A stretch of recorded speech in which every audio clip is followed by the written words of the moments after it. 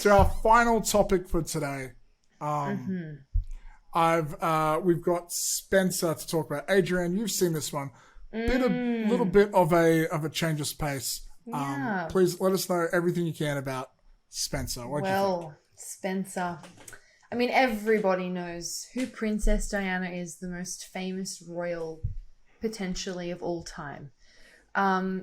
This has still, I think, quite a lot of awards buzz around it. And I think most of the point of casting Kristen Stewart was for some shock factor. Because, everyone knows her from Twilight with the famous jittery performing, just horrific acting. And she does cop a lot of flack. There have been a couple of films in between where she's showcased herself quite strongly, but it's not as often as it should be considering the scale, I don't know, of her career, where it's at, I feel. There's actually a guy on TikTok called Brody Wellmaker who has made an entire career out of impersonating her in Twilight. It's phenomenal. But this film follows her over a 3-day period of having to go and spend Christmas with the rest of the royals. And it just, my God, it sort of showcases her mental health and how heavily declining it was towards the period of time before she died.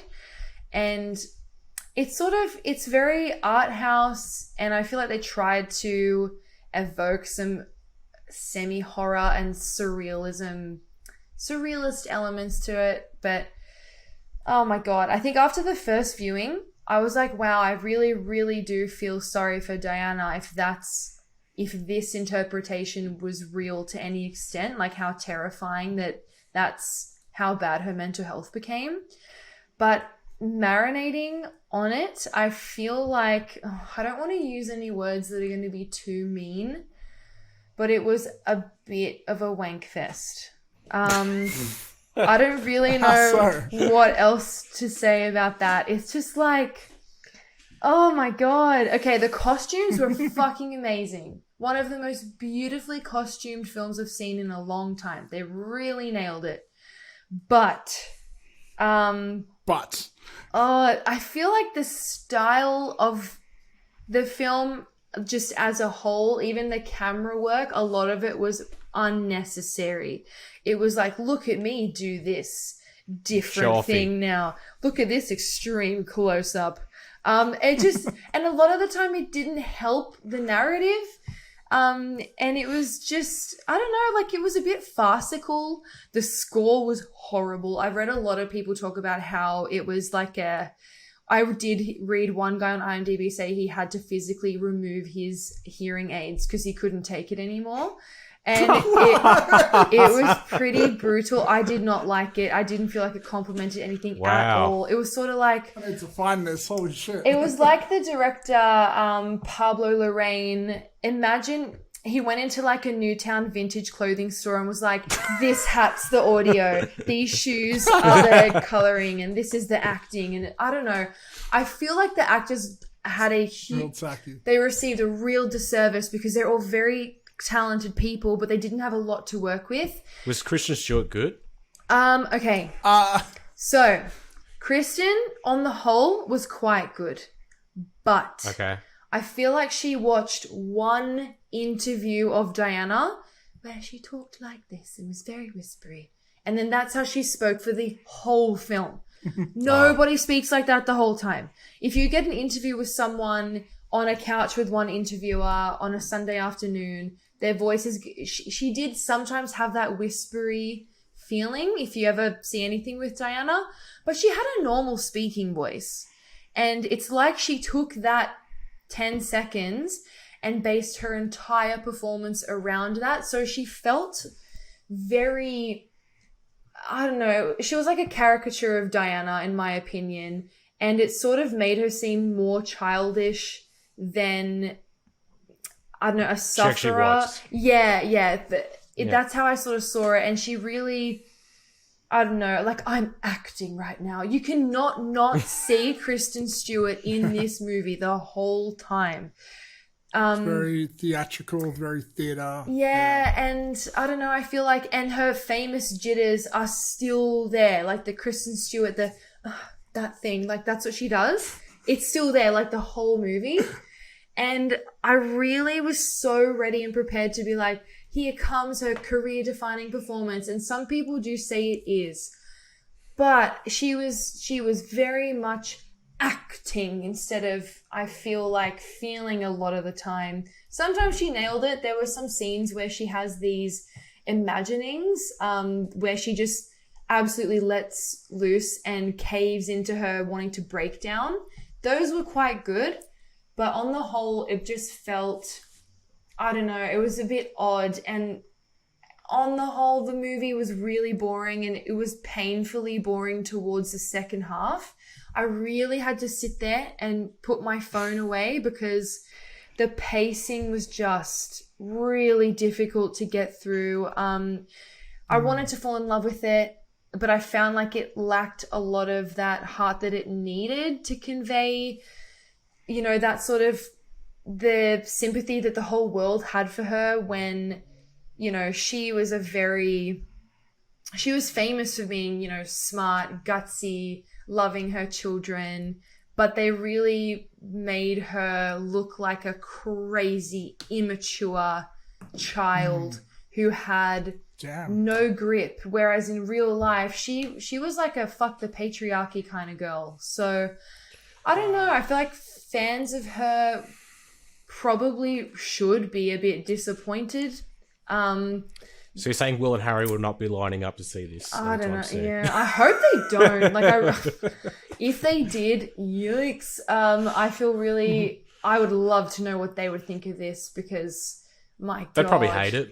I think because they hate anything the media does in relation to Diana, because obviously it's their mother. So, well, I can fuck off and go back to their island. Nah. Okay, guys. You guys, I found the review that Adrianne You did? about. Okay, yes. I did. I have to read this out. Okay. 1 star. I had to leave the cinema as I couldn't stand the score. I put my hands over my ears and took my hearing aids off, but nothing worked. When it got to the scene where she imagines herself back home, I'd left the cinema. I'd had enough. The film dragged on interminably, which I don't know if that's even a real word, but okay.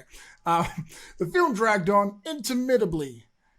Poor acting, camera movement for the sake of it, and fussy direction. There you go. 1 star.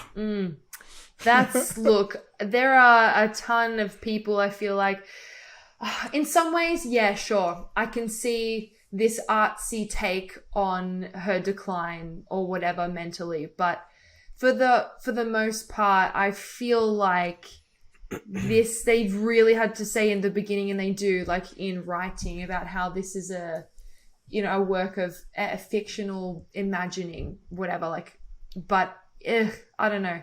The more the time goes on, I'm seeing why she hasn't been getting as many nominations as people were expecting. It's not her peak. I don't think it's her peak. I think that someone else could have done a better job. Even the girl who played Diana in The Crown in the previous season, who is actually also British and would have just, I think, growing up had a bit more to grasp playing her and bringing to the character. But so you say she's just not the right part. She's like Kristen Stewart. She's like a good actress, but just not the right part for this. She did all right, but I don't think. Well, she's not calling her a good actress. Okay, well, so she's just not the right part for this. She put it this way: she should have shattered me, and a lot of things that happened to her in the film should break you, but they didn't. I felt like it was when you go to the Museum of Contemporary Art in Sydney, this would be playing on the TV in silence, like one of those sort of things. If I can play devil's advocate for a little bit, go for it. I would say that the entire blame shouldn't just go to her. No. It should also go to the director. Yeah. It should also go to the director. 100%. Because the director should have picked up on these things. He should have sat with, like, he shouldn't just go, hey, watch one interview. No. He'd be like, hey, notice this scene in this interview where she does this, or yes, see that, yes, like they should be working together as collaborators to develop the character together and the performance. It should be a team effort. So I have a bit of it's not just a failure on her part, but it's a failure on his part too. No. You're absolutely right, and that's exactly what I'm saying. I actually have a feeling, based on some interviews I read, that the director had a bit of Kristen bias, and I think that it was going to be her regardless. And even after filming, they let her take every costume home because they belonged to her. Like, it was very much this is a film to showcase herself. So I don't know if he's like a super fan or something, but maybe that got in the way a bit. Look, not horrendous, but it certainly was not, I don't think it's particularly worthy of the intense praise that it has received. Like, I do feel quite let down, and the director, I don't know, it felt like he was serving himself more than the story and more than Diana. Yeah. So yeah. Well, I just looked him up. Pablo Larraín. He also did not that long ago Jackie with Natalie Portman, which is a true story about the First Lady that was married to John F. Kennedy. Yes. So it seems like he's got a little bit of he's got a thing going there, like a theme. Yeah, he likes true stories about women in political high positions. Places. Yeah, political sort of thing. Jackie was great. Jackie was great, and that's why my hopes were high. So, like, if I'm not mistaken, like, I never saw it, but I'm pretty sure Jackie got a lot of like award buzz. It did. Oh, here we go. Nominated for 3 Oscars. Here we go. Yeah. So yeah, that's a bit. Yeah, he honestly nailed it, and even though the pacing was a bit slower in that as well, it was nothing to faze you, and it didn't detract from anything. Like, everything was in there for a reason, and Natalie absolutely obliterated it. But I don't know, felt like he just went a bit too artsy with this one and avoided what was at its core emotionally.